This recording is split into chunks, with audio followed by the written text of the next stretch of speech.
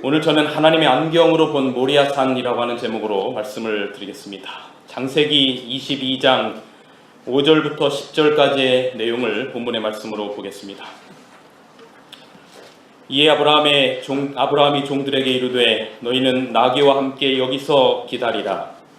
내가 아이와 함께 저기 가서 예배하고 우리가 너희에게로 돌아오리라 하고, 아브라함이 이에 번제 나무를 가져다가 그의 아들 이삭에게 지우고 자기는 불과 칼을 손에 들고 두 사람이 동행하더니, 이삭이 그 아버지 아브라함에게 말하여 이르되 내 아버지여 하니, 그가 이르되 내 아들아 내가 여기 있노라. 이삭이 이르되 불과 나무는 있거니와 번제할 어린 양은 어디 있나이까.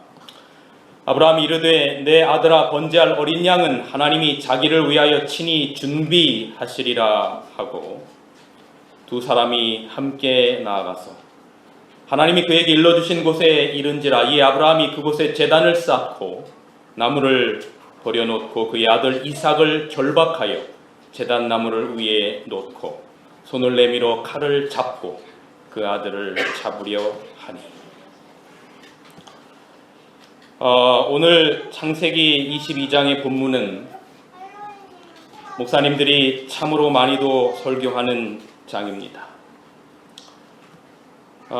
저도 지난 한 4년간 꽤 여러 번 이 부분에 관련돼서 직접적으로 간접적으로 말씀을 드렸던 것 같고요.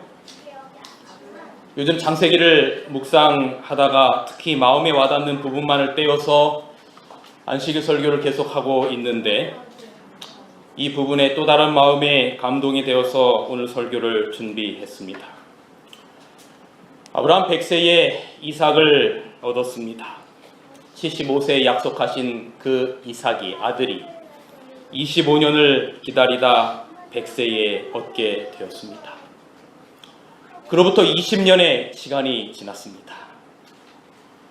부조와 선지자에는 이때 아브라함의 나이가 120세였다라고 기록하고 있습니다. 번제를 드릴 나이가 120세, 모리아 사건의 나이가 120세니 이삭의 나이는 몇 살이 되는 겁니까? 20살이 되는 겁니다. 오늘날 하나님이 이런 말도 안 되는 명령을 하십니다. 아브라함아, 내 아들, 내 사랑하는 독자 이삭을 데리고, 아마 아브라함이 하나님이 말씀을 빨리 하지 아니하시고 늦게 하셨다면 독자 이삭을 데리고 저 멀리 가서 맛있는 거 먹고 와라 뭐 이렇게 말씀을 하셨을지도 모르겠고, 저기 양양에 가서 수련회를 재밌게 하고 와라 이렇게 말씀하셨을지도 모르겠는데, 우리 보니까 홍연아 집사님이 보이네요. 아이고 우리 집사님 환영합니다. 예. 근데 뭐라고 말하냐면 모리아 땅으로 가서 그 다음에 하는 말이 아브라함의 가슴을 내리쳤습니다. 내가 내게 지시하는 한 산으로 가서 번제로 드려라. 아브라함이 귀를 의심했겠죠. 하나님 뭐라고요? 지금 하나님 무슨 말씀을 하시는 겁니까? 어쩌면 참으로 이해할 수 없는 그런 가운데 이 아브라함의 노년의 나이에 다리가 풀렸을 것입니다. 아브라함의 입장에서 이해할 수도 없고 이해할래야 하기도 싫은 하나님의 명령입니다. 아무리 하나님이라 하시더라도 어떻게 그런 말씀을 하실 수 있습니까? 할 수 있는 얘기입니다. 이쯤에서 제가 잠깐 관점 이야기를 좀 드려볼까 합니다. 무슨 이야기요? 관점에 관련된 이야기입니다. 여기 앞에 이 슬라이드에 보면 선글라스가 있는데, 이 선글라스를 딱 끼고 밖을 바라보면 한쪽은 파랗게 보이고 한쪽은 빨갛게 보입니다. 왜냐하면 파란 선글라스 쪽의 눈은 세상이 파랗게 보일 것이고, 빨간 선글라스 쪽의 눈은 세상이 빨갛게 보일 것입니다. 여러분, 우리가 보는 세상의 색깔들이 절대적인 색깔이라고 보기 어렵습니다. 무엇을 쓰고 있느냐에 따라서 그 색깔이 바뀌게 되는 것입니다. 사람들은 세상을 있는 그대로 보는 것 같지만 사실은 이 세상을 볼 때 자기의 안경을 쓰고 세상을 바라보게 되어 있습니다. 뭐 나라에서 일어나는 정치적인 이슈들이나 뭐 여러 가지 많은 일들을 바라볼 때 사람들은 자기가 가지고 있는 그 안경을 쓰고 세상을 바라보기 때문에 보는 관점이 똑같은 사건과 똑같은 사물을 보고도 보는 관점이 전혀 다릅니다. 여기 자신이 쓰고 있는 안경을 우리는 관점이라고 표현을 해보겠습니다. 사람들이 인생을 살아오면서 자신이 가진 많은 직간접의 경험들, 살아온 자기의 삶의 어떤 그런 경험들, 문화, 여러 가지가 자기의 세계관을 만들어내고 그 세계관이 우리가 어떤 안경을 쓰게 만드는데 그 안경을 쓰고 세상을 바라보는 것, 우리는 이것을 관점이라고 말할 수 있겠습니다. 신앙이란 무엇일까? 자신의 안경을 벗고 하나님의 안경을 쓰고 세상을 보는 것, 이것이 신앙입니다. 즉 나의 관점이 아니라 하나님의 관점에서 세상을 바라보는 것, 여러분 이것을 신앙이라고 하는 것입니다. 한 아이가 아빠랑 엘리베이터를 탔는데 엘리베이터 안에 내부에 장식된 아름다운 그림들을 보았습니다. 와, 정말 그림들이 너무나 아름답구나. 그 엘리베이터 안에 그런 그림들을 쭉 보면서 올라가는데 한층 한층 올라가면서 사람들이 점점 많이 들어옵니다. 그래서 사람들이 이제 어른들이 키가 크니까 이 사람들로 꽉 차게 되었을 때 이 어린아이의 눈에서는 더 이상 예쁜 장식들이 보이지 않고 그 장식들 대신에 이 아이의 눈높이에서 보이는 사람들의 무릎이나 허리띠나 엉덩이만 보였습니다. 그때 당황한 아이가 아빠에게 말합니다. 아빠, 저 안아주세요. 너무너무 답답해요. 아무것도 안 보여요. 잘 보였으면 좋겠어요. 그래서 이 아빠가 아이를 안아서 아빠의 눈높이만큼 올리자 이 아이는 아빠가 보는 것만큼 모든 것을 볼 수가 있었던 것이지요. 여러분, 이 아이가 아빠 안아주세요. 아빠의 눈높이로 보고 싶어요. 이것이 신앙이라고 하는 것입니다. 이것이 기도요. 이것이 예배입니다.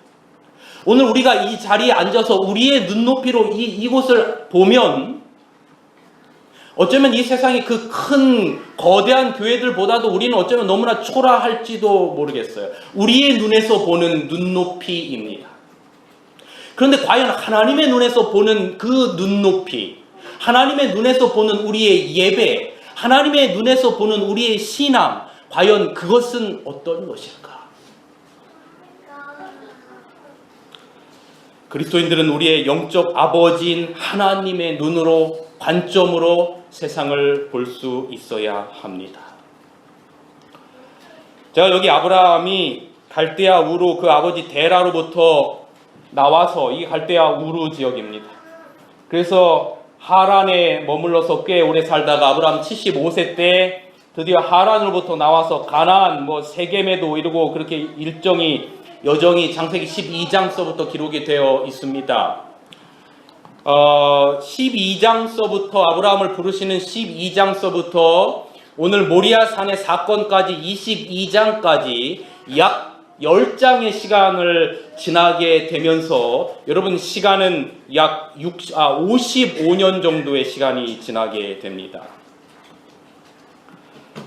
내가 너로 큰 민족을 이루고 내게 복을 줘서 복의 근원이 되겠다가 약속하시고 이 하란으로부터 아브라함을 불러내셨어요.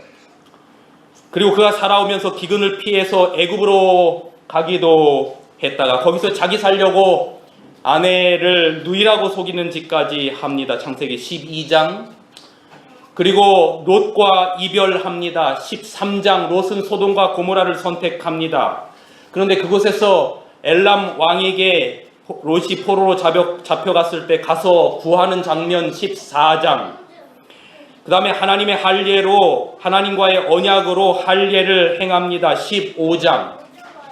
하나님의 아들을 주시겠다고 하기는 했는데 더 이상 기다릴 수가 없습니다. 그래서 그로부터 아브라함의 나이 85세 때 몸종을 통해서 이스마엘을 얻습니다. 16장.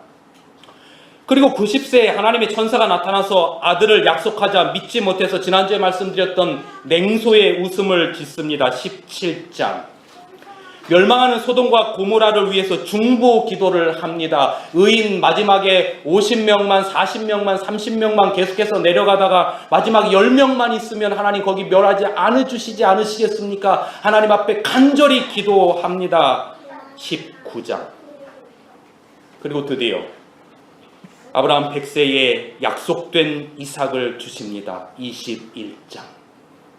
사라와 하갈 그리고 이스마엘 사이에 괴로워하다가 하갈과 이스마엘을 쫓아내기도 합니다. 21장. 여러분, 제가 지금 왜 아브라함의 일생 이야기를 하는 이유가 무엇입니까? 아브라함을 하란에서 처음에 갈대아 우르에서 불러냈을 때 아브라함은 절대적으로 자기 안경만을 끼고 살았습니다. 하나님의 안경, 하나님의 관점은 영도 없었던 때로서부터 이 10장의 시간이 지나고 나면 10장의 그 과정들이 지나고 나면서 약 55년의 시간이 지나고 나면서 점점점 아브라함은 자신의 안경을 벗어버리고 누구의 안경을 쓰고 세상을 바라보기 시작하는 건가 하면 하나님의 안경을 쓰고 세상을 바라보기 시작하는 것입니다. 그거에 꽤 절정 가운데 하나님의 안경을 쓰게 된 결정적인 사건 가운데 하나가 뭐냐면 롯을 위하여 소돔과 고모라를 위하여 중보 기도하는 것이었습니다. 아브라함의 마음 가운데 자기의 안경만을 쓰고 살다가 하나님의 안경을 쓰고 소돔과 고모라를 보니까 그 백성들이 불쌍해 보이면서 누구의 안경을 가지고 소돔과 고모라를 바라보는가 하면 하나님의 관점과 하나님의 안경을 가지고 소돔과 고모라를 보는데 저 백성들은 멸망받아야 될 백성들이 아니라 하나님 의인 10명만 있으면 이 소돔과 고모라를 멸망하지 않으시면 안 되겠습니까? 라고 애끓는 심정으로 하나님 앞에 기도하는 예수님 하나님의 관점을 갖기 시작하는 거죠. 그러다가 그 관점이 꽤 만약에 하나님의 관점을 100이라고 본다면 한 90 정도까지 오르는 사건이 있는데 그 사건이 뭐냐면 100세 때 얻은 아이입니다. 지난주에 말씀드린 것처럼 생명 탄생의 감격. 하나님 관점으로 가까이 가는 겁니다. 부모들이 그러죠. 하도 말을 안 들으니까 야 너도 나중에 시집가서 자식 낳아봐라. 그러면 누구 마음 알 것이다? 누구 마음 알 것이다? 내 마음 알 것이다. 이런 사진이 없을까 인터넷을 뒤지고 뒤지다가 사진을 찾아냈습니다. 하도 딸이 말을 안 들으니까 그 엄마가 딸에게 뭐라고 그러냐면 나중에 너 꼭 너 같은 딸을 낳아라. 그러면 내 마음을 알 것이다. 무슨 뜻입니까? 자식의 안경에서 부모의 안경으로 관점이 바뀌어 봐야만 누구의 마음을 안다는 겁니까?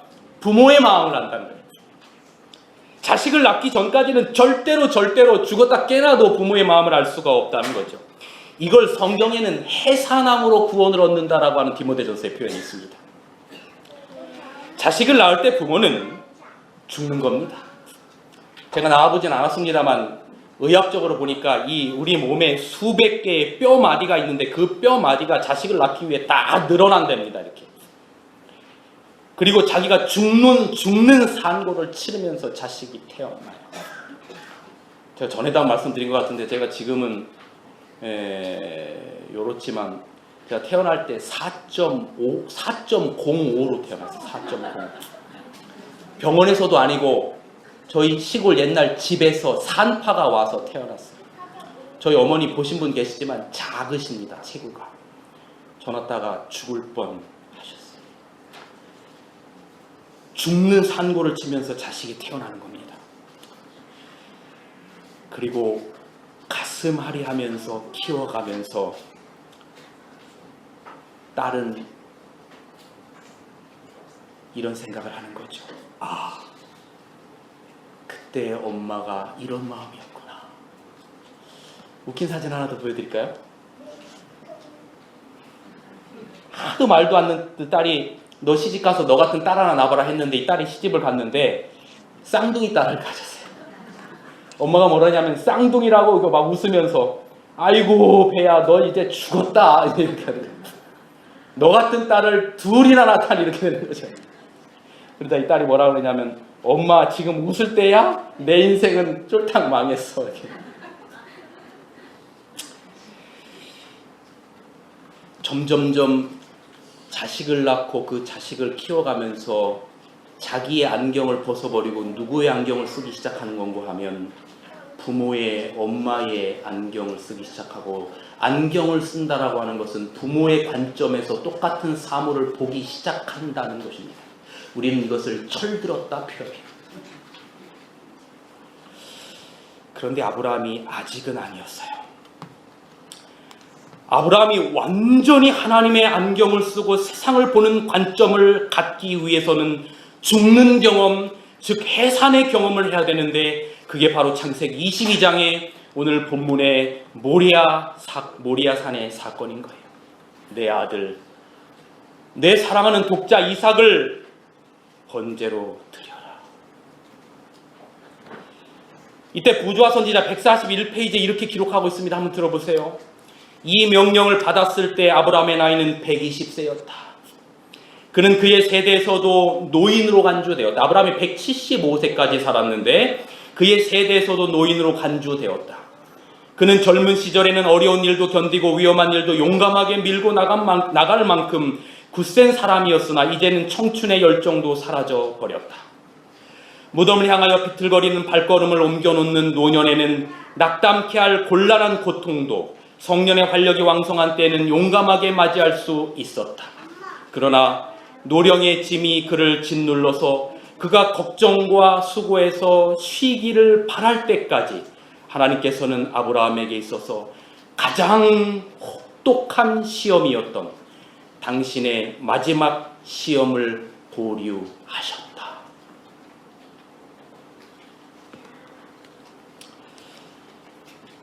여러분, 이 모리아산이라고 하는 말의 뜻이 무엇일까? 이 모리라고 하는 이 말의 의미는 본다라고 하는 뜻입니다. 모리라고 하는 게 본다라고 하는 거고, 여기 야, 성경에서 야라고 하는, 그 다음에 이런 용어들은 뭐냐면 야훼, 하나님, 그런 의미를 가지고 있습니다. 그러니까 모리아산은 하나님께서 보신다라고 하는 의미를 가지고 있습니다. 다른 말로 말하면 모리아산은 하나님의 관점의 산이라고 볼 수가 있는 것입니다. 아브라함의 입장에서 모리아산은 모진 시험과 고난의 산입니다. 그런데 이제 아브라함의 안경을 벗고 하나님의 안경을 쓰면, 완전히 하나님의 안경을 쓰면 그 산은 완전히 다르게 보일 겁니다. 하나님의 말씀이 있던 밤, 아브라함은 잠을 잘 수가 없었습니다. 차마 아내에게 말도 못하고, 말하면 당연히 반대할 게 너무나 명약관화한 일이니 말할 수 없는 겁니다. 아들에게, 깊이 잠들어 있는 아들에게 말도 못합니다. 이때 아브라함의 고뇌가 얼마나 깊었는지 부조화 선지자에는 그 세세한 그 아브라함의 감정을 설명하고 있어요. 시간 관계상 제가 다 그 이야기를 드릴 수는 없어요. 여러분, 아브라함에게 가장 귀한 게 뭡니까? 돈도 아니고 건강도 아니고 명예도 아니고 100세에 얻은 독자, 성경에 뭐냐면 내 사랑하는 아들, 하나님도 그렇게 말씀하셨어요. 그것이 가장 소중한 것이었어요. 가장 귀한 것, 어쩌면 아브라함과 사라의 생명보다도 더 귀한 것, 그것이 바로 독자 아들 이삭이었습니다. 그런데 하나님이 그것을 달라라고 말씀하시는 겁니다. 내 사랑하는 독자 이삭을 달라 말하는 겁니다. 번제로 드려라 라고 말하는 것입니다. 노년의 말입니다. 이런 생각을 해봅니다, 여러분. 우리는 우리의 안경을 벗고 하나님의 안경을 쓰려면 어쩌면 하나님께서 우리에게 원하시는 게 내가 가지고 있는 가장 소중한 것을 내려놓으라 라고 말씀하시진 않는 것일까? 내가 가진 가장 귀한 것, 그걸 내려놓아야 한다면, 그렇게 하나님께서 말씀하신다면 우리는 그것을 내려놓을 수 있을까? 내가 가진 마지막 보루, 이것만은 내려놓을 수 없다라고 생각되는 그 무엇, 과연 그것을 우리는 내려놓을 수 있을까? 아브라함에게 이삭은 이 땅에서 가장 사랑하는 것 하나뿐인 것, 바로 아브라함의 급소였습니다. 하나님께서 그 급소를 치시려고 하는 겁니다. 마치 야복강가에서 야곱의 환도뼈를 쳤던 것처럼 말입니다. 내 아들 사랑하는 독자 이삭을 번제로 드려라. 하나님은 지금 아브라함의 이 안경을 벗기려고 하신 것입니다. 그 어떤 고통이 따르더라도 그래서 하나님의 안경, 하나님의 관점을 가지게 하시려는 겁니다. 잘라버려야 합니다. 그래서 하나님의 관점이라고 하는 새싹이 돋아납니다. 그런데 참 감동스러운 것은 아브라함의 이야기 속에서 하나님 왜요? 그런 말이 없어요. 창세기 22장은 아무리 읽어봐도 하나님께서 그 말씀을 하셨을 때 하나님 왜요? 라고 하는 말이 없는 겁니다. 단 하나님 어떻게 할까요만 남아 있는 겁니다. 우리가 살다 보면 도저히 이해할 수 없는 일들이 벌어질 때 이때 주님 제가 겪는 이 고난 속에 하나님 제가 무엇을 하기를 원하십니까? 라고 물어야 합니다. 바로 이때 하나님의 관점으로 문제를 바라볼 수 있게 되는 것입니다. 오늘 본문 3절에 아브라함이 아침에 일찍이 일어났다라고 표현을 하고 있어요. 성경은 일찍이 일어났다라고 말하지만 제가 볼 때 그날 밤 잠 한숨도 못 잤습니다. 잠 하나도 못 자고 새벽녘에 일어난 것입니다. 밤새도록 고민했습니다. 그런데 아침이 밝아오자 머뭇거리지 않고 순종의 길에 나섰습니다. 아브라함의 즉각적인 순종의 모습을 보는 겁니다. 아침에 일찍 일어났다라고 하는 이 말을 통해서 말이죠. 그러나 사랑하는 아들을 죽여야 하는 마음에 아비의 마음이 오죽했겠습니까? 그날 밤은 몇 년처럼 길게만 느껴졌을 거예요. 이삭을 기다리던 지난 25년보다도 그날 밤 몇 시간이 어쩌면 더 길게 느껴졌을지도 모릅니다. 그런데 하나님의 뜻인 줄 알아서 하나님 앞에 온전히 순종하기 위해 다음날 아침 일찍 일어나는 노년의 아브라함 하나님의 사람을 보십시오. 그런가 하면 그는 나귀에 싣고 물건을 준비합니다. 여기 보면 아침에 일찍 일어나 나귀의 안장을 지우고 두 사환과 그 아들 이삭을 데리고 그 다음에 번제에 쓸 나무를 해가지고 쪼갰어요. 그날 새벽녘에 일어나서 장작을 쪼갰습니다. 장작을 쪼갰어요. 누가 쪼갰냐면 자기가 장작을 쪼갰습니다. 120세 나이에 장작을 쪼개는데 그 장작이 집에서 땔감으로 쓸 장작이 아니라 아들을 불태울 장작을 쪼개야만 하는 이 아비의 심정을 생각해 보십시오. 이 부분에 관하여 유명한 스펄전 목사님이 설교를 한 부분에 이렇게 설명을 했는데 사환과 노족장이 도끼를 휘두를 때마다 장작은 갈기갈기 찢기 없다. 그러나 사랑하는 자식을 죽여야만 하는 아비의 마음보다 더 모질게 갈라지지는 않았을 것이다. 순종은 순간적인 결단에서 끝나는 것이 아니었어요. 자기의 손으로 죽여야만 하는 아들의 손을 붙들고 이제 며칠의 길을 걸어가는가 하면 성경은 사흘 길을 걸어갔다라고 말하고 있습니다. 여기 잠깐 지도를 보시면 지금 이때 아브라함이 어디에 살고 있었냐면 이 부엘세바에 살고 있습니다. 지금으로 보면 이 사해 아래쪽의 왼쪽 이 부분 부엘세바에 살고 있었습니다. 그런데 이곳으로부터 이 모리아산까지는 약 45km 정도가 돼요. 제가 이 검색을 해보니까 그렇습니다. 45km를 그 당시에 나귀를 타고 갔다라고 치면 3일 가는 길이 맞는 것입니다. 온전한 순종을 위해서 3일간의 인내가 필요했어요. 사랑하는 자식을 버리기 위해서 그 자식을 이끌고 사흘길을 걸어가는 아비의 마음이 어땠을까? 광야길을 가는 아브라함의 마음을 스펄전은 이렇게 묘사했어요. 헤브론 광야길은 적막했다. 그러나 사랑하는 자식을 죽여야 하는 아비의 마음보다 적막하지는 않았을 것이다.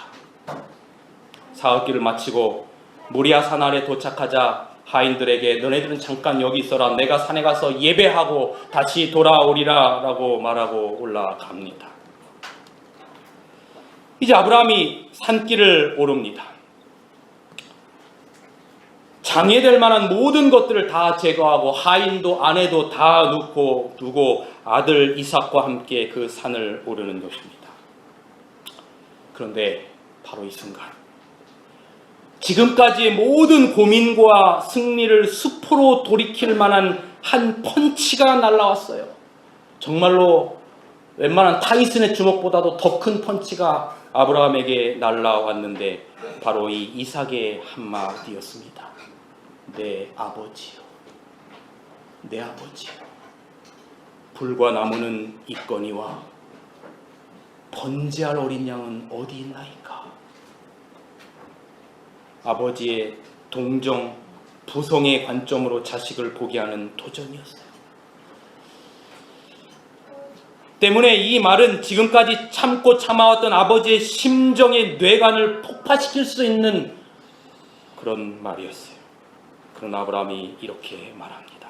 22장 8절, 중요한 성경절입니다. 같이 읽어보겠습니다. 아들아 번제할 어린 양은, 시작. 아들아 번제할 어린 양은 하나님이 자기를 위하여 친히 준비하시리라. 아들아 번제할 어린 양은 하나님이 자기를 위하여 친히 준비하시리라 라고 말했습니다. 여러분, 이게 참말한 겁니까? 거짓말한 겁니까? 지금 누구 죽이러 가는 겁니까? 아들 죽이러 가는데, 이삭이 묻자 양이 어디 있습니까? 다 있는데, 아브라함이 뭐라고 말하냐면 번제할 어린 양은 하나님이 자기를 위하여 친히 준비하시리라. 아브라함이, 여러분, 이 의미가 무엇인지를 알고 말했을지 모르고 말했을지는 모르겠지만 이 말은 위대한 예언이 되었어요. 여러분, 여기에 우리말에는 자기를 위하여라고 하는 말이 있지만 히브리어 원어를 제가 찾아보니까 여기에 위하여라고 하는 말이 없어요. 정확히 번역하면 아들아 여호와께서 자기를 위하여 준비하시리라, 그 말이에요. 위하여란 말이 없어요. 그러니까 여기서 여호와는 예수님이신데 그 말의 의미는 예수께서 자신을 준비하시리라의 의미입니다. 자신이 번제의 제물이 되겠다는 것입니다. 레위기 1장에 보면 성소가 완성되던 날 하나님께서 양을 잡아서 번제를 드리라고 말하는데 그 번제를 드릴 때 어떻게 드리라고 하는 이야기가 레위기 1장 7절부터 9절까지 쫙 나와 있어요. 거기에 보면 돌단을 쌓습니다. 그리고 나무를 쌓고 그 위에 양을 죽여서 불을 태워서 드리는 제사, 이 제사를 무슨 제사라고 하냐면 번제라고 말하는 것입니다. 지금 이 제사를 아브라함은 모리아산에서 드리려고 하는 것입니다. 예수께서 자신을 위하여 준비하시리라. 이 말은 대단히 위대한 예언이 된 겁니다. 이때로부터 1800년의 시간이 지났습니다.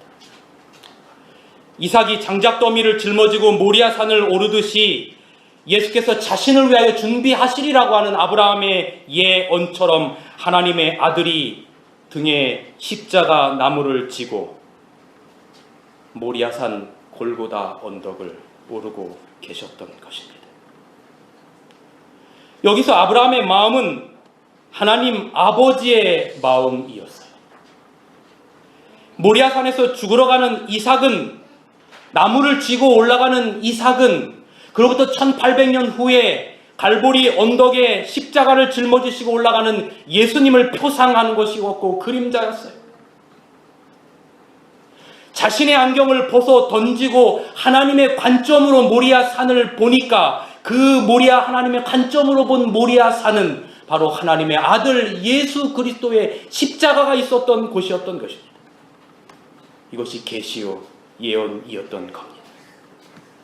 레위기 1장에 번제를 드린 예물을 단을 쌓고 나무를 놓고 그 위에 올려놓듯이 모리아산 언덕의 정상에 오른 아브라함은 장성한 아들에게 떨리는 음성으로 하나님의 기별을 알렸습니다. 이삭은 두려워하고 놀랐으나 저항하지 않았다라고 기록하고 있어요. 그는 예수님처럼 부조와 선지자에 보면 자원해서 순종했다라고 기록하고 있어요.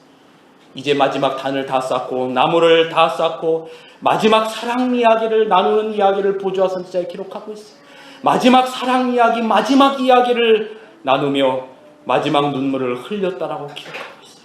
그리고 이 노년의 아버지 아브라함은 그 아들을 꼭 끌어안습니다. 그리고 그를 힘들지만 들어 올려서 장작더미 위에 눕혀 두었어요. 스펄전 목사님 또 이렇게 말합니다. 늙은 아비가 장성한 아들을 들어 올릴 때 몹시도 무겁게 느꼈을 것이다.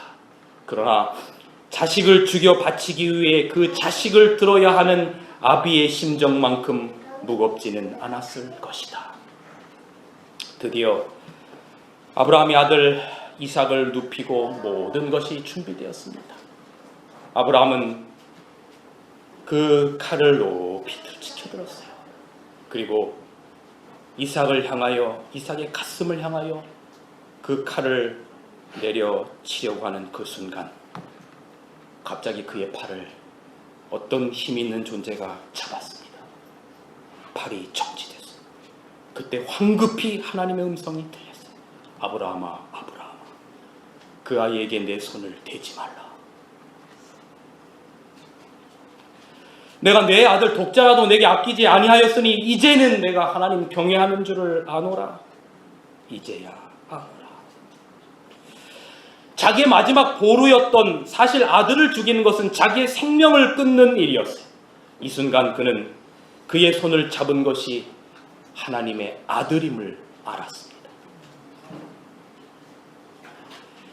가슴을 쓸어내리고 하나님이 준비하신 숫 양이 그 덤불 속에 있는 것을 보고 이삭을 내리고 그 양을 데려다가 그 양을 번제로 드리는 것입니다.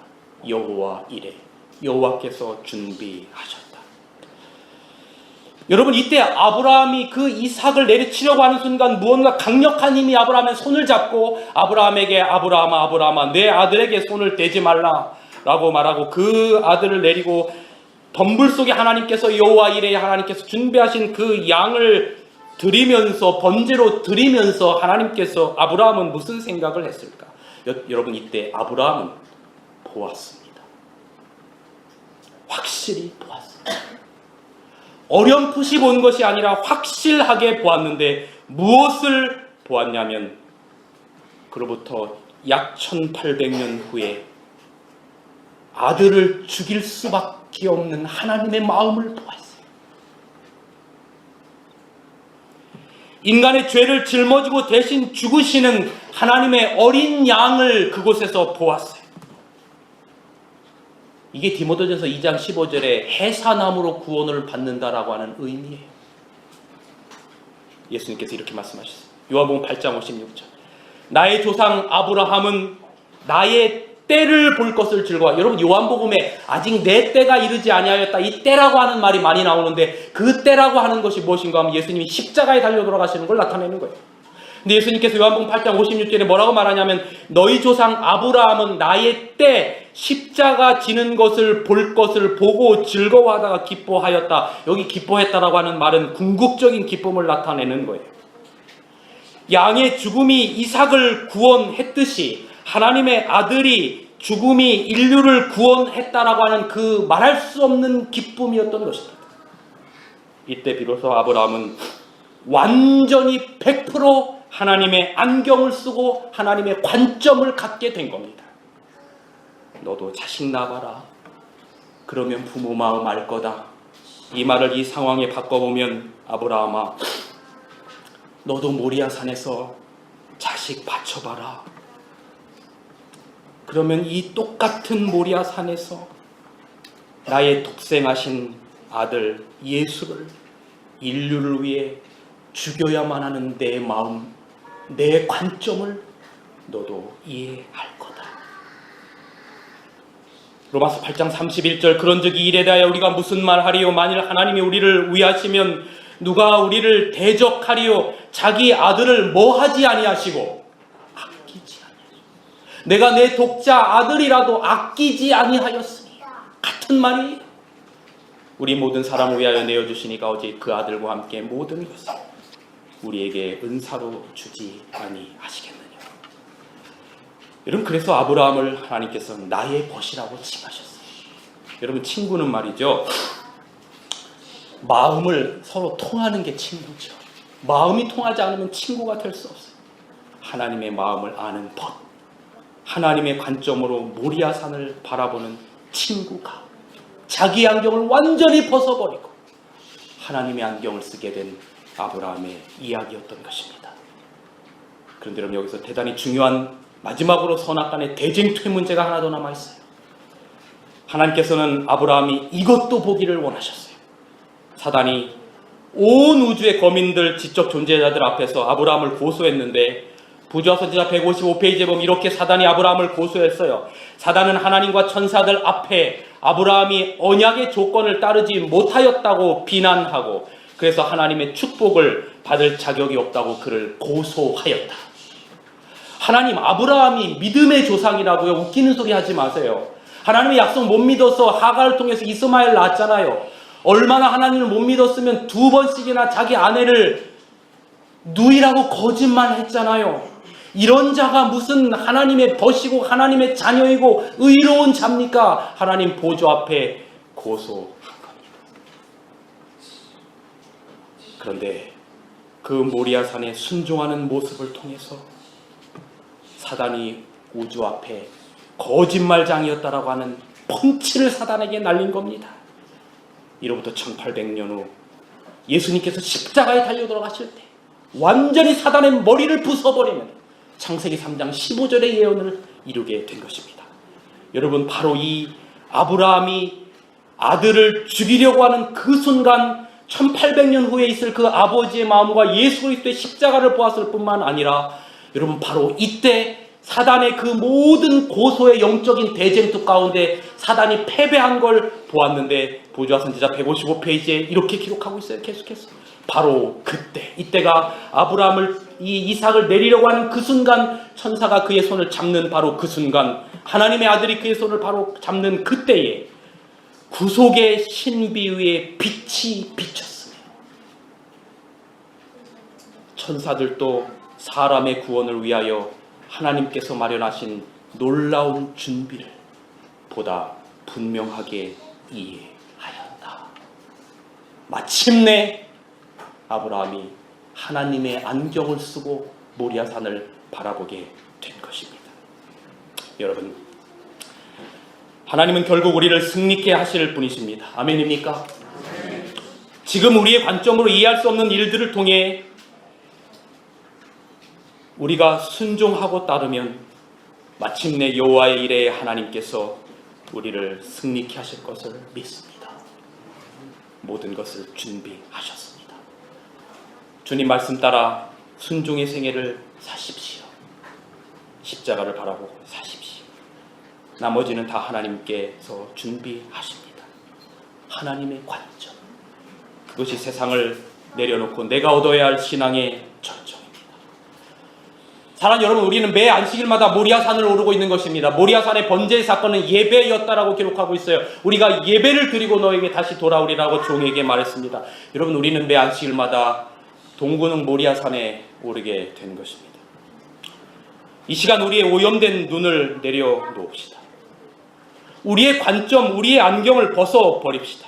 그리고 매일매일 이 안식일의 예배를 통해, 우리의 예배를 통해 우리 자신을 하나님이 기뻐하는 거룩한 사한 제사로 드리는 여러분과 제가 되기를 간절히 바랍니다. 이것이 우리가 드려야 될 영적 예배니라. 로마서 12장 1절의 말씀입니다. 내가 아끼는 것, 내 생명 모두 다 주님께 드립시다. 그리고 여호와 이레의 하나님을 만나세요. 매 안식일 이곳에서 우리는 모리아산의 경험을 하고 내려가야 합니다. 그리고 다시 세상으로 내려가서 이 세상에서 하나님의 관점과 믿음의 눈으로 다가오는 한 주간을 살아가게 되시기를 간절히 바랍니다. 오늘 한 주도 하나님의 관점을 가지고 이 세상을 바라보고 오늘 이 거룩한 안식일, 이 아름다운 주의 전에서 주님의 임재와 주님의 능력과 주님의 관점을 체험하며 돌아가는 여러분과 제가 되길 간절히 바라면서 말씀을 드리겠습니다. 우리를 사랑하셔서 하나님의 아들을 아끼지 아니하시고 내어주신 이가 우리와 함께 그 무엇을 선물로 주지 않겠느냐라고 말씀하시는 그 약속의 말씀, 우리의 마음 가운데 새기며 살게 하여 주옵소서. 우리 일상에서 당하는 매일매일의 모리아산의 경험 속에서 우리의 눈으로 바라보지 않게 하시고 우리를 구원하기 위하여 오늘도 애쓰시는 주님의 눈으로 바라보게 하여 주옵소서. 이 아름다운 성전이 모리아산이 되게 하셔서 이곳에서 내 자신을 전적으로 죽이는 경험을 하게 하시고 이곳에서 주님이 살아나는 경험을 하게 하여 주옵소서. 그 축복의 은혜를 매 안식일마다 경험하고 이 세상을 살다가 마침내 우리 주님 영광 가운데 오시는 그날 주님 맞이하게 하여 주옵소서. 예수님의 이름으로 간절히 기도하옵나이다. 아멘.